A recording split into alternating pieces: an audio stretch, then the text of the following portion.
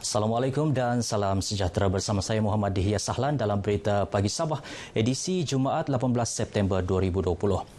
Berbaki 2 minggu lagi berakhirnya program moratorium, individu yang memerlukan bantuan pembayaran balik pembiayaan digesa segera memberi maklum balas atau mengunjungi bank masing-masing untuk tujuan mengesahkan lanjutan moratorium yang ditawarkan. Timbalan Menteri Kawangan 2 Muhammad Shahar Abdullah berkata, selain membantu peminjam yang masih memerlukan bantuan pasca moratorium, langkah itu juga penting untuk mengelak rekod kredit terjejas selepas September ini. Setakat hari ini, 98% daripada jumlah permohonan telah diluluskan oleh pihak bank-bank. Ini satu petanda yang cukup baik kerana kita prihatin dan mendengar kehendak PKS dan individu. Beliau berkata demikian selepas seminar persediaan pasca moratorium bersama perusahaan kecil dan sederhana PKS di Kota Kinabalu. PKS yang ditemui menyambut baik inisiatif kerajaan melanjutkan moratorium secara bersasar yang dilaksanakan sehingga akhir tahun ini. Kita tidak tahu keadaan ekonomi akan datang. Jadi sekurang-kurangnya bila ada penambahan dia akan membantu sedikit sebanyak. Cumanya kita akan tengok selepas habis lanjutan itu adakah kita sudah boleh untuk meneruskan ataupun kerajaan akan bagi insentif lain. Recently, my own company also, the bank has contacted me to say that you want to choose installment reduction or pay interest only. So I think this is a very practical way to address. From a tourism perspective, I think so far moratorium is really help for those company who able to maintain to have a better cash flow. So if the government can really consider try the very best to, if like with a condition to extend, I think that will be most welcome. Moratorium yang berkuat kuasa pada 1 April lepas akan berakhir pada 30 September ini. Masalah kecurian dan sambungan elektrik secara haram di seluruh Sabah akan diselesaikan. Ini terutama yang melibatkan beberapa kawasan penempatan setinggan seperti di Kampung Numbak dan Kampung Suang Parai yang terletak di kawasan pantai barat Sabah. Menteri Tenaga dan Sumber Asli Datuk Dr. Syamsul Anwar Nasarah berkata pihaknya sedang membincangkan kaedah mitigasi terbaik mengatasi masalah ini, antaranya menggunakan konsep pembekalan khas secara pukal melalui pembekal tenaga bebas atau IPD. Sebab itu kita mengambil beberapa langkah, antaranya ialah melalui usul melantik independent power distributor di kalangan syarikat tentu untuk bekerjasama dengan SSB dan sebagainya. Namun demikian, saya percaya kementerian dan juga SSB akan mencari jalan yang lebih konkret untuk membolehkan penyelesaian yang lebih tersusun dan mengambil pendekatan jangka panjang yang terbaik. Kerana kita tak boleh biarkan isu ini berlarutan. Beliau melakukan lawatan kerja ke Kampung Numbak di Sepanggar. Berhubung cadangan pengambil alihan operasi Sabah Electricity Sdn Bhd oleh Kerajaan Negeri Sabah, Datuk Dr. Samsul berkata satu jawatan kuasa teknikal telah ditubuh bagi mengkaji perkara tersebut. Ini termasuk perbincangan demi mencapai kata sepakat berhubung cadangan pengambil alihan tersebut.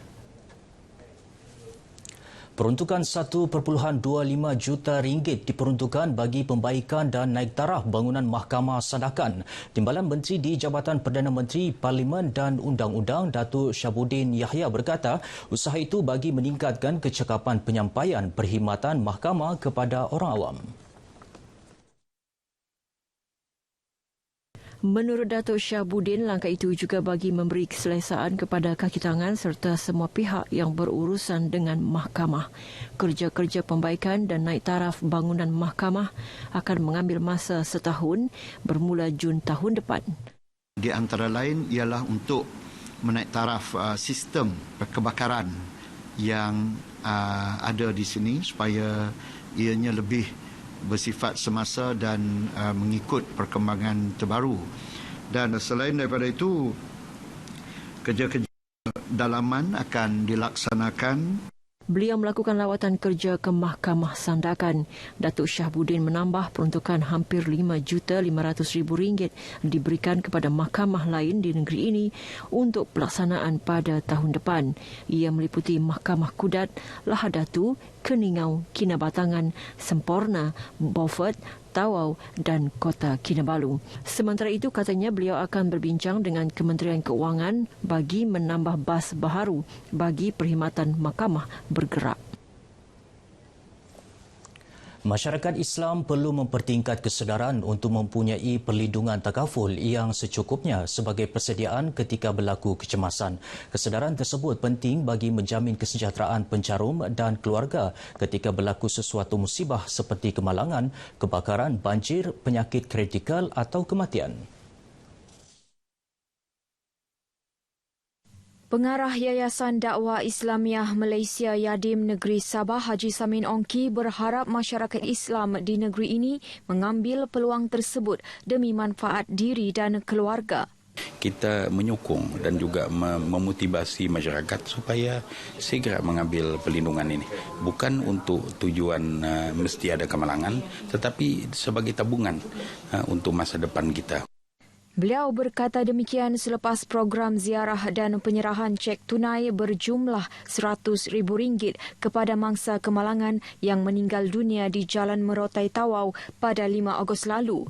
Dalam kejadian itu, 4 orang guru sekolah kebangsaan Umas-Umas Tawau terbabit kemalangan dengan 2 selamat dan 2 lagi meninggal dunia, termasuk Nuriziani Kafli alias Masri 24 tahun. Sementara itu, bapa Allahyarhamah Nuriziani Kafli alias Masri Musli berkata anaknya baru saja berkhidmat sebagai pendidik pada November tahun lalu dan menjadi pencarum takaful selama 3 bulan. Jadi dengan wang insurans itu kami sudah berbincanglah, satu keluarga akan mendermakan balik bagi pihak arwah. Sekolah tapis atau masjid yang itu kami dermakan. Mudah-mudahan dapat dipanjangkan lagi amal jariah beliau. Jentera Parti Islam se-Malaysia PAS sentiasa bergerak seiring bersama-sama jentera calon daripada Perikatan Nasional PN dalam membantu perjalanan kempen pilihan raya umum PRU Dewan Undangan Negeri Sabah ke-16 yang kini memasuki hari ke-6.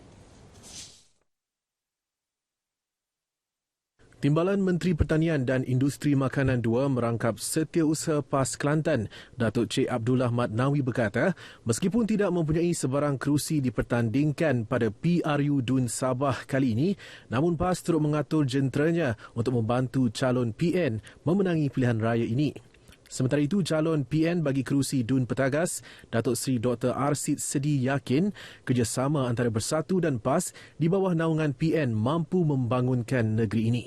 Saya telah melihat kerjasama di antara komponen-komponen parti dan juga di antara ini PAS, UMNO dan Bersatu. Mereka bekerja keras dan membantu, demikian juga dibantu oleh parti-parti negeri seperti PBS. Beliau ditemui pemberita RTM selepas Majlis Ramah Mesra bersama penduduk Kampung Ketiau Putatan.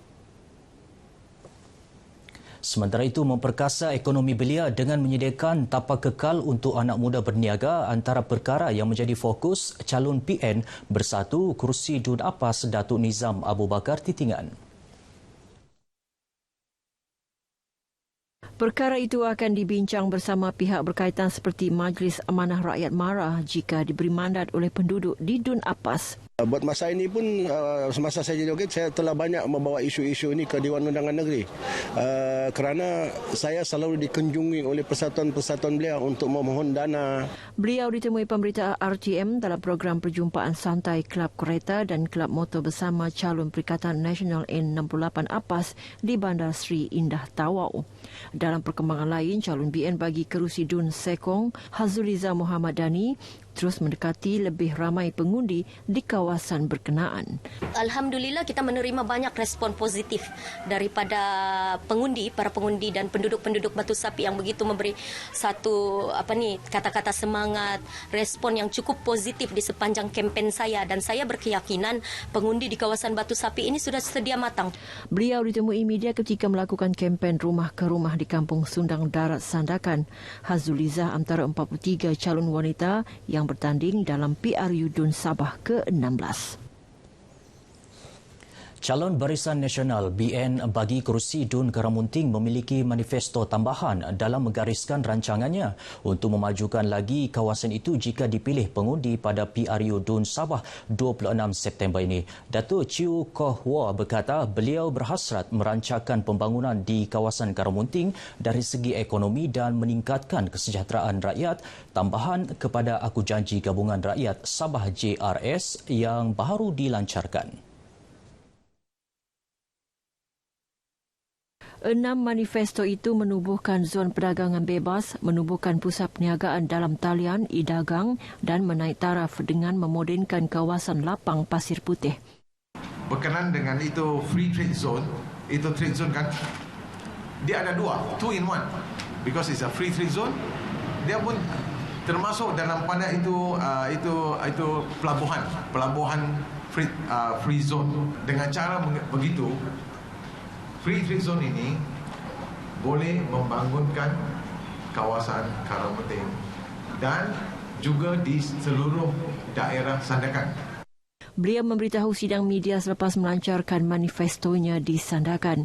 Seorang lagi calon BN bagi kerusi Dun Gumgum, Suhaimi Nasir, memberi tumpuan untuk mewujudkan sebuah pusat daerah kecil dan mewartakan kampung Gumgum sekiranya diberi mandat menjadi wakil rakyat bagi Dun itu.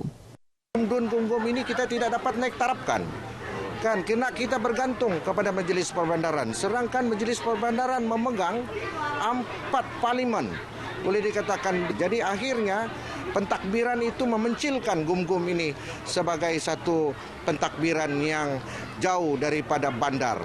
Beliau ditemui selepas menghadiri program bersama rakyat di dataran Setco Pasar Malam Gumgum, Batu 16 Sandakan.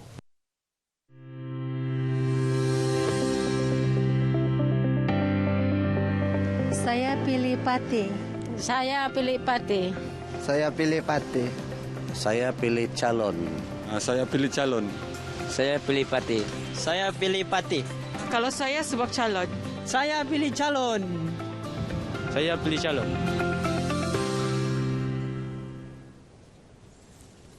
Baik, sekian berita pagi Sabah. PRU Dun Sabah #BahUndi 2020 terus patuhi SOP ditetapkan. Pandemik COVID-19 belum berakhir. Saya Muhammad Dihya Sahlan. Assalamualaikum dan salam sejahtera.